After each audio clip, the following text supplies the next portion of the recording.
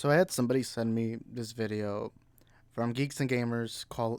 It's called Marvel facing backlash over Wakanda Forever trailer. They get what they deserve, and apparently it was a panel with Young Ripa, Jeremy, Ryan, and I watched the first couple of minutes. Now, again, I'm not a fan of Geeks and Gamers. I think a lot of what they say is stupid. I think they do promote dangerous narratives. However, here on my channel, I like to do something which is I like to conversate. I like to criticize when needed. I don't believe in censorship unless what the thing is they're doing is something incredibly dangerous. Like for example, I don't think I know a lot of people say geeks and gamers should be deplatformed, that they're terrible people, they're horrible people, and that they shouldn't have a YouTube channel. But I disagree. I think that if you ban geeks and gamers, all it's going to do is cause their audience to become much bigger. A good example I'll use is Alex Jones. Alex Jones got banned off of all social medias, but look what it caused. It caused more people to believe and more people to be like, look, the left is censoring and this and this and that. And that's why I more believe in, hey, just what we should do is educate ourselves and instead criticize them by per everything they say. Like, for example, if Jeremy says, I don't know, vanilla ice cream is better than chocolate ice cream, then I'll go in and say, well, no, chocolate ice cream is better because of this and this and that. I don't know. I'm guessing something random, but that's kind of how that's what I prefer to do. I prefer to criticize. Too many people will make videos saying they should be deplatformed. They are racist. They are sexist. But I've told people many times that calling them racist and sexist only devalues your own argument because nobody's going to pay attention. And the point of my videos is to teach younger men about this because I used to be in this geeks and gamers phase. I used to be a young, edgy teenager who made the edgiest jokes. I used to be like, oh, woke this, woke that. So I have a perspective. I have a different perspective. Some people don't know what it's like to be in the mindset of geeks and gamers. I know what it's like, at least for the most part. Um, but yeah, I try making these videos criticizing, and I'm gonna watch this now. I actually found the conversation interesting. I agreed on Ryan on one point, but we'll watch it here, so it's good. Oh crap, that's Yeah, loud. so the trailer for Wakanda Forever premiered at San Diego Comic Con, and first of all, it was kind of a surprise that Kevin Feige laid down that, oh, by the way, even though we have the Marvels and Guardians of the Galaxy and Ant-Man and the Wasp: Quantumania, all this stuff that's supposed to be Phase 4, yeah, Phase 4 actually I'm assuming this is a stream, and they clipped it out, so. ends. We're killing Phase 4. It's ending with Wakanda Forever. And the trailer was essentially a funeral for Black Panther and Chadwick Boseman to the point where they put his name up on, or his picture up on. It was surprising that they were like Phase 4 ends, although they've said that like over a year ago. I found like a clip of one of the, I think it was the Comic Con from 2019. But no, they've said that. But even when they said that Phase 4 was ending, I was like, wow, that was quick. But I don't care. Usually, even in the first three phases, I never really called them Phase 1, Phase 2, Phase 3. I've always just been Infinity Saga because it doesn't mean anything really. But the trailer, I will say the beginning start. It feels like they were trying to tell you, "Hey, T'Challa passed away," but it makes sense. They kind of have to tell you because there's some people out there who are probably gonna be like, "Hey, what are they doing with Black Panther?" It's good to solidify it. I feel like the trailer more focused on the war between Wakanda and what's that Aztec place called? I don't know what they call it, but of course Namor versus Wakanda. I feel like they specify that more. But yeah, they did heavily go into the funeral that Chadwick Boseman T'Challa passed away. Yeah. Billboards, and that was the entire point of the trailer was Black Panther has died, Chadwick Boseman has died. When it happened, I think all of us were like, man, they're between a rock and a hard place, really, because on one hand, if they had recast him, there'd be a lot of fucking people up in arms about not respecting Chadwick Boseman and not giving him the proper send-off and like whatever. But, some people brought up a great point that if Tom Holland died randomly or if Robert Pattinson died, they wouldn't just stop. They wouldn't just not recast Batman or Spider-Man or whatever.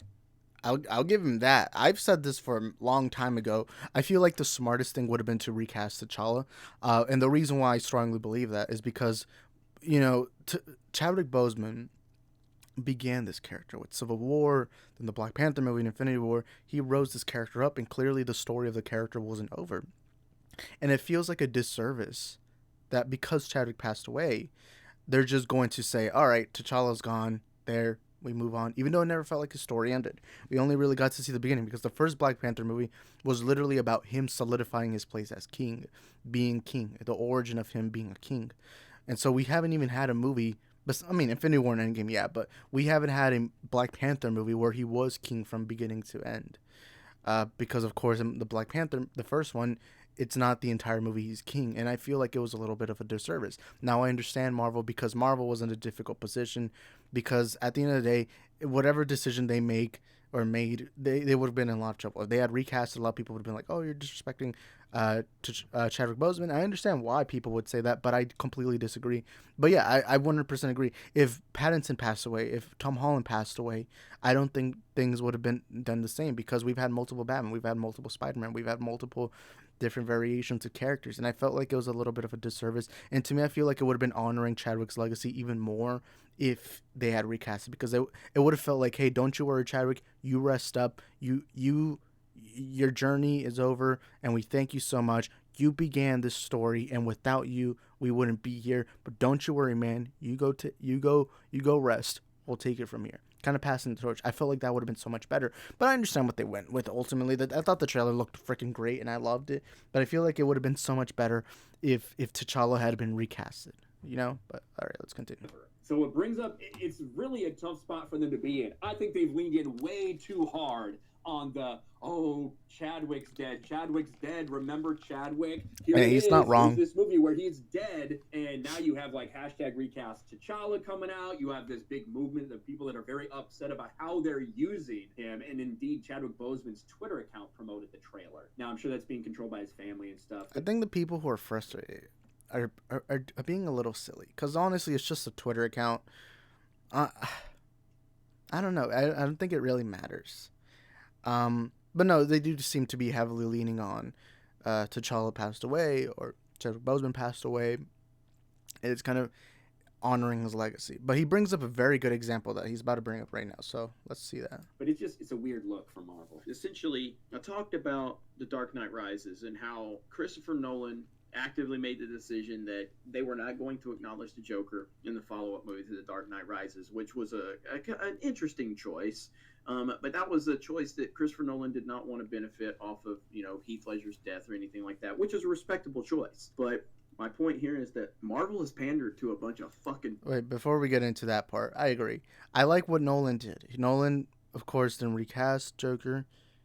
And The Dark Knight Rises never brings up Joker. They bring up things that happened in The Dark Knight. They bring up the effects of what Joker did, but they never bring up Joker's name, which does feel a little awkward, because you would think that because Joker caused all this damage, you would think he'd be brought up, or he would be in Arkham Asylum or something, because we know he doesn't die at the end. But I 100% understood what Christopher Nolan did. And not only that, but Joker and Black Panther are kind of two different situations, because Joker's story kind of ended with that movie. Of course, he got an entire movie, he got an entire standing ovation, and that was kind of the point. He was there to be the antagonist to the protagonist. He was there to be, what does he say? The unstoppable force meets an immovable object. While T'Challa was always supposed to be the protagonist, he is the character whose vision we're seeing. It's kind of like my YouTube channel. My YouTube channel, I'm talking to you. I don't have a team. I don't have partners. I don't have people to help me make these videos. And so my channel relies on me speaking, because that's the whole point of my channel. Me conversating with you guys, telling you guys my perspective, my thoughts on the topic we're discussing. And if I was to pass away, this channel would not have me, obviously. It would need someone to fill that spot, because the whole point of my channel is somebody needs to talk and give their perspective on whatever topic is being discussed. And so it would feel weird. Well, instead, let's say I invite, I don't know, Max on, and I have him on for a show. We do this 3-hour stream. It's an amazing stream. And then he passes away. I don't really have to, man, it feels a little awkward even saying this, but it doesn't lose any value to the next project, like next video I do, because Max was only intended to be there once. It's disappointing that he passed away, but he was just intended for one project, and then that's it. Well, if I passed away, then this channel now is in an awkward position, like, holy crap, who's going to run things here? Who's going to run things in the multiverse of movie show? So I understand that point. But now Jeremy gets into his crazy nonsense. This is what I don't like about the Geeks and Gamers. Freaks that are going to cry no matter what the fuck they do. But you cry, oh my god. He always calls people, he always complains about people crying over things, but you cry about gay people in movies all the time, women in movies. You make dozens of videos on freaking Brie Larson. You're doing the same thing. It's the thing I don't like. You're virtue signaling to your audience. You're virtue signaling about the anti SJW narrative. You're doing the same thing, except from the other side. And then you claim not to be political. It's the thing that I hate. You're always like, oh, well, they're always calling us racist and this and that, but you're calling them freaks and weirdos. It's like me. I learned after some time to stop using the term racist, sexist, homophobic, unless you are obviously being that. I don't think the crew here is racist, but they do have some racial, like, they have some weird biases. They have some weird narratives, and they're promoting an agenda. They're promoting their agenda. I don't think Jeremy hates black people, but he's definitely disrespecting black people when he keeps complaining about black people in movies or gay people or whoever. That's kind of what I've been very vocal about. But you do the same thing that the social justice warriors do. It's the thing that frustrates me. You're being very disingenuous. You act as if you're innocent, as you're an immortal. You're not. You do the same exact thing. You keep complaining about, you keep saying, they're weird, they're stupid. And then you even do the accents too. Like, I don't know what to tell you, man. Could you imagine Christopher Nolan, like, getting on... And, according to your logic, this stream's woke. You got a Mexican guy here, you got a woman, you got 2 black men here. Pretty woke, man. Pretty woke. Twitter and being like, I wonder what people think since we're not... At least according to your logic. He doesn't give a fuck what these freaks think. And that's how you have to operate. But it's weird. He doesn't like being called racist, but then he calls people freaks. Like, you're being very hypocritical, man. Come on. Marvel cares. It's like you've been doing YouTube for years. I feel like you would know the game at this point. But, of course, the only game he knows is the money in his pocket. So, I guess that. What these lunatics think. Marvel has pandered. Who cares about what you think? You complain about women and gay people in movies all the time. I don't know what to tell you, man. To these psychopaths. So they're never gonna be fucking happy. And a lot of people, it's Marvel's fault. Oh, I don't know if this guy's Mexican. He could be like Salvadorian or Honduran. I don't know, but my assumption is that he's Mexican because it says taco right there. But yeah, it's my racial motive. Fucking spick. I'm just kidding. I'm Mexican myself, so I make these kinds of jokes. They pander to this crowd. You get what you fucking deserve. I hope you get criticism for whatever you fucking do because you've pandered to a crowd that's never gonna be happy anyway. That's my take on it. Yeah, they recast. Okay. I don't even know. Rhodey, they recast all, but those were because actors didn't want to work with them anymore, not because they died. And yeah, those are different situations. There is a difference, but at the same time, they also did recast them and move on. Like his family was even like, "Listen, if you recast, you recast." Oh wait, it's not gonna somebody left their stream. There was somebody down here. I don't know. Our hearts, because honestly, it's a character that shouldn't just stop being a character because one guy that played him died. Like his brother said, he would have won. Yeah, I 100% agree with Mike there. I 100% agree with them. I feel like it's just very awkward. And I even bring up, I know somebody thought it was disrespectful what I said, but what I said is you're also kind of messing up canon in the MCU because now it's awkward. T'Challa's story in the MCU. We see him in Civil War, then Black Panther, Infinity War, Endgame. He had 4 movies, but in Infinity War he dies. He dies for 5 years. And I know some of you are going to say, oh, but the blip, they brought them back. Yeah, but during that time period, nobody at least on Earth, Okoye, anyone there, nobody knew that you could bring them back. Everyone just went on with the assumption that they're gone. So it feels awkward that Black Panther passes away because T'Challa passed away and Shuri passed away too. So you had both Shuri and Black Panther, or not Black Panther, T'Challa were both very important to Wakanda. It feels very awkward that they both pass away, right? And then they're brought back. And then immediately T'Challa passes away again. And now the movie's trying to make you think like, oh, Wakanda doesn't know what to do with that T'Challa now. What do we do? Feels very awkward because you had 5 years without T'Challa. And I even wonder if they're even going to bring up the blip thing. I don't even know if they will. I mean, it's canon. And I feel like it's a disservice because clearly his story wasn't over. And I feel like it's a disservice that one actor passed away. We've had plenty of actors replaced in the past. How many Jokers have we had? How many Batman have we had? How many Spider-Man have we had? To me, it's not disrespecting T'Challa. I feel like if you really want to respect Chadwick Boseman, you could have, like, let's say the Marvel intro be all to Chadwick Boseman as T'Challa. Maybe even at the end do kind of what they did with Paul Walker. Maybe do like a quick tribute video and then say for Chadwick Boseman, and then there. But between the movie, have of course T'Challa. You know, I don't even know what to say. I agree with Epic Mike 100% on that. Wanted him to be recast. Yeah. Like that's what his brother stated about this was like Chadwick would have Yeah. wanted. I mean, to be fair, I don't like it when people talk. I don't like it when people speak for the dead, even if they're close. I've always felt that a little awkward because usually you don't really know what your brother thinks, unless maybe he quickly said. I don't have anything, but no, I think that Chadwick would have preferred that the character keeps living on, because again, it just feels weird. It just feels weird, man. I don't know. the character to be recast so that someone could continue to play Black Panther. But here's the funny part. T'Challa Black Panther, not Shuri Black Panther. Yeah, well, that's the thing. That's exactly it, though. It fell right into their laps. They go, well, now we can have more diversity because what's more diverse than a black man? A black woman. I can't believe what I'm about to say. Yeah, I And guess. the Ironheart. Yeah, black woman. Am I right? I'm just kidding. Oh my god. I mean, he ain't wrong to an extent. He's not wrong. He's not wrong to an extent. It does kind of give you more brownie points when you have a black woman than a black man. But I don't think it's a race thing. I don't think Marvel was like, oh my god, we need women empowerment. Let's get in Shuri. Come on, girl. I don't know. No, I feel like a lot of these people don't actually know how it works. They genuinely think that they're like, oh, well, we got to promote a propaganda. We got to promote the culture war. So let's just make every character female and gay. Haha. It's not that at all. They're just putting representation. Because representation's actually a good thing.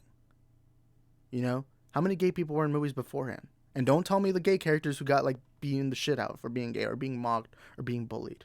Don't use that example. Obviously, we haven't had enough of these characters. I don't think a movie should be based solely on representation, but I think representation's a nice addition. I'm an MCU fan. For over 20 movies, or I don't know how many movies in a row, there was only straight white men, and I still love those movies. What's my hot toy right there to my left? That's a Captain America hot toy. Blonde, blue-eyed white man. Literally calls Captain America and has the American flag. I don't know what to tell you, man. I don't know what to tell you. Although I do like what Epic Mike said. It did sound like he was more joking, but yeah. The Ironheart shit, man, I almost forgot about her being in it. Yeah, they're gonna move on with Ironheart. They're not gonna go. I won't lie to you. I think having Shuri in is just stupid. At least logical. Why? Because they explain in the MCU that in order to become king of Wakanda, you have to be in hand-to-hand combat with no herbs, no technology. Really, the only thing you get is a spear and a shield. And I think it just doesn't make sense that Shuri wins, especially when there's far better leaders. And I also find it awkward that Nakia, Okoye, and M'Baku, all three highly trained people in hand-to-hand combat, they decide to choose who I believe is a teenager, or probably not a teenager, but a young adult, 20, 21, around my age, I assume.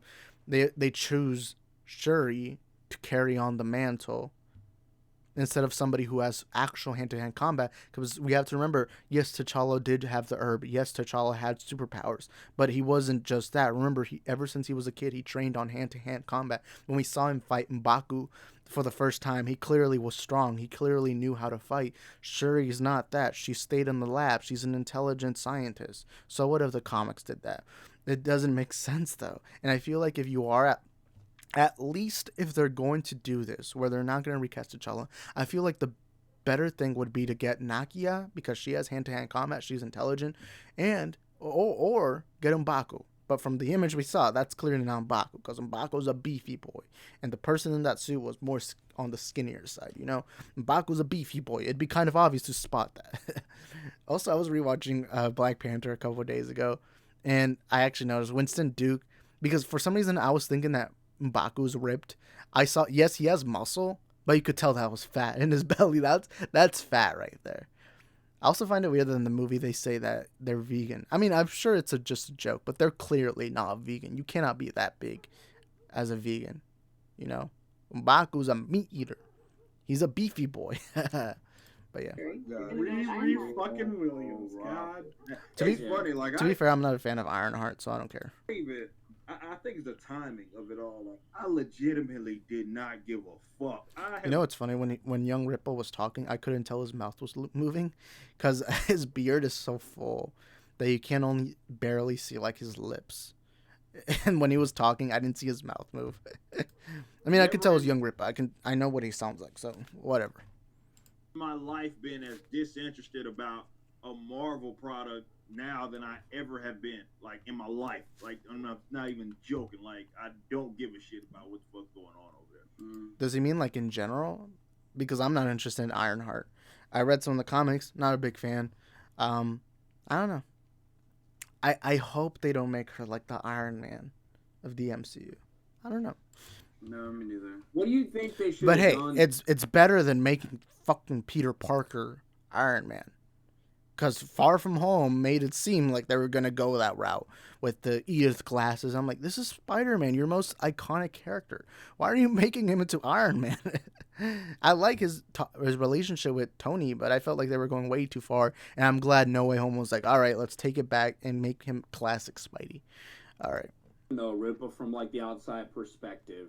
Like, well, you got to recast him. Like you got to recast him. Like, period. I agree with that. For me, I don't give a shit about. Now, it's not insensitive. It's just the reality of the situation. You play a character, okay? You're not playing Chadwick Boseman. You're playing Black Panther, right? Yeah. And considering that, I would at least think this is the smartest thing Young Ripper has said in years. In years, man. This is the smartest I've heard him. He himself probably is along the lines of, okay, this character has a legacy. It's one of the most prominent black fucking characters ever, and that was remember that was what Black Panther was all about anyway. Blackity black, black, black. Everything was about that. So you think that one of the most significant fucking black characters that has ever been created, you want to keep that up. You know, you got even more eyes on him. You got this blockbuster movie that fucking came out. So for them to just be like, yeah, fuck it, I think it's a terrible. Sorry if I interrupted, Young Ripper. You know what would be the biggest reverse Uno card? Who's the white guy? What's the name of his name? What's his name? I'll search it up right now. Black Panther cast. They have to have it here. Also, wait, hold up. I just want to make sure everything's working. All right. Well, okay, one white guy. Where is he? Everett Ross. Yeah, Martin Freeman. Why didn't I just say the actor's name? I knew his name. What? I'm stupid. I just remembered his character's name. So, Martin Freeman. Ross. You know what the big Uno reverse card would be? If they made him. If they made Ross the next Black Panther. A white guy who wasn't even from Wakanda and didn't even know about Wakandan tech until the last movie. That would be the biggest Uno reverse card. That would cause a lot of boycotts because obviously the Black Panther has to be from Wakanda.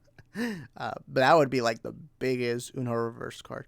I feel like that would unify everyone, the geeks and gamers, everyone, the hardcore MCU fans, the geeks and gamers. I feel like everyone would be unified in saying that's the stupidest decision in Marvel history. Having Ross be Black Panther, but it would be the biggest reverse Uno card. I think the only people who would agree with that is like white supremacists, neo-Nazis. Those are the only people who would. But I feel like that would unify a lot of people. Being like, whoa, why would you cast Ross? Terrible fucking move. But in the same respects, I think it's a great fucking move. Because any time that they fuck up, it's like more attention going to our project. Whereas I used to be like, man, that's stupid. You shouldn't do that. Now I'm like, go a fucking head. When I see Spider UK be tokenized to the fucking this black woman, that's fucked up. But you know what? Go ahead and do it some more. Did he just call it Spider UK? Wait, does he not like having a British guy as Spider-Man? I mean, Tom Holland and Andrew Garfield were both, in the movies, they sounded clearly American. They did a really good job. Not only that, but a lot of British and American people look the same. Except for, like, those British people who have, like broken yellow teeth. Like, oh, I might want to watch some footy on the telly, eh? I'm going to get canceled, aren't I? But I've never heard anyone mock Spider-Man for being UK. I don't know. Do it more. If they want to run that shit into the ground, let them. But on a serious note, bringing my life. You make it sound like the MCU is failing. No Way Home made over $1 billion. Shang-Chi and it made some pretty decent money. Multiverse of Madness made like over 900 million in the box office. Disney Plus is skyrocketing right now with all the Marvel shows and all that. Marvel right now is very popular. It's popping. It's like the main pop culture, zeitgeist. Anyways. Like bias out of it, you gotta keep going. You fucking have to. It's fucking Black Panther. You got to fucking recast. No, but I actually agree with one thing he said.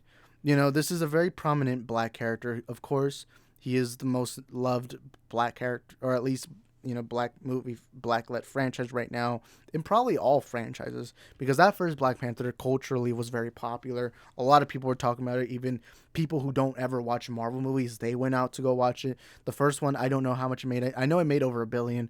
It broke record. It was amazing. A lot of people were talking about it. Got nominated in the Oscars for Best Picture, I believe, and it was like the talk of the town for an entire year. And when Chadwick passed away, it was even sadder because he left such a big gap when he left. It was kind of hard to accept that. And so no, I agree. It feels awkward that this black character, this black-led character, and again, I'm obviously not black, so maybe I shouldn't even speak on these. I do find it awkward that they're just going to replace him. I mean, not replace him. They're just going to kill him off after already having killed him off in Infinity War. And even there was even a fake death in the first Black Panther movie. It just feels a little awkward now. And, this was a popular character. This was a character everyone loved. And clearly his story wasn't over. Imagine if Tom Holland had passed away after Homecoming and they just quickly were like, all right, let's have Ned be the next Spider-Man. And then it's awkward. And then Far From Home and No Way Home had Ned in it instead. It would have felt awkward. I don't know. That's just my perspective. And you can honor them in whatever way that you need to, Mm-hmm. but you don't just let the shit just stop and say, fuck it, you know what I mean? We're just going to pick. Again, this is the smartest Ripper has sounded in like forever, man. I think the last time he sounded this smart was probably when he debated Jodie's corner, and Jodie just came out as like this little bitch the entire time, just crying and crying and crying. Although I did agree with Jodie on one thing, and that was the whole Ryan thing. How Ryan is a little sussy, maybe his white hood is a little more pointy than usual. I'm just kidding. I'm just kidding, guys. But no, Ripa completely destroyed Jodie in that debate. And the funny thing, it wasn't even because Ripa said something very well done. It was more that fucking Jodie was just an idiot the entire time. Jodie, that entire stream was just he was a fool. He was an idiot.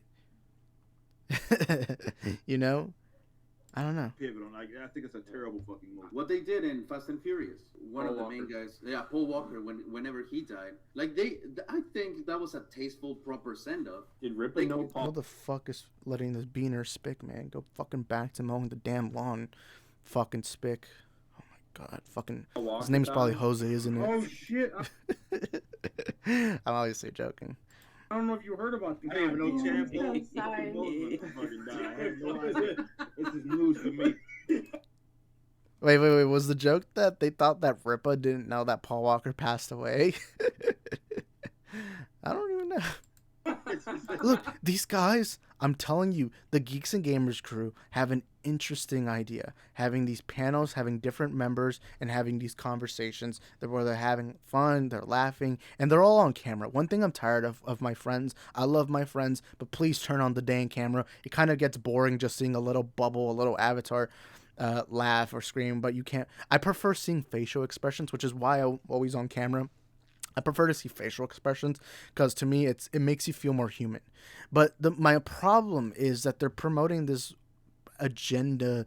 They keep complaining about gay people and women in movies, and that's the thing that frustrates me about the Geeks and Gamers crew. They could genuinely be the best YouTube channel out there with how many panelists they have, because Ripa is smart. He's like a smart comic guy.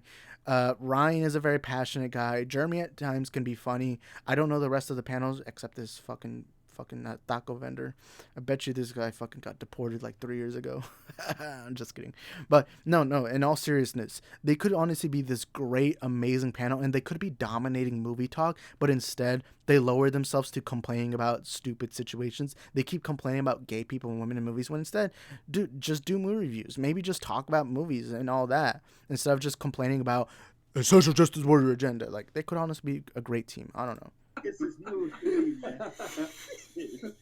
I had no idea. Wait, why did they assume that Ripa didn't know about Paul Walker or Fast and Furious? I don't know. First time I learned about it, man. Fuck. All right, Rick.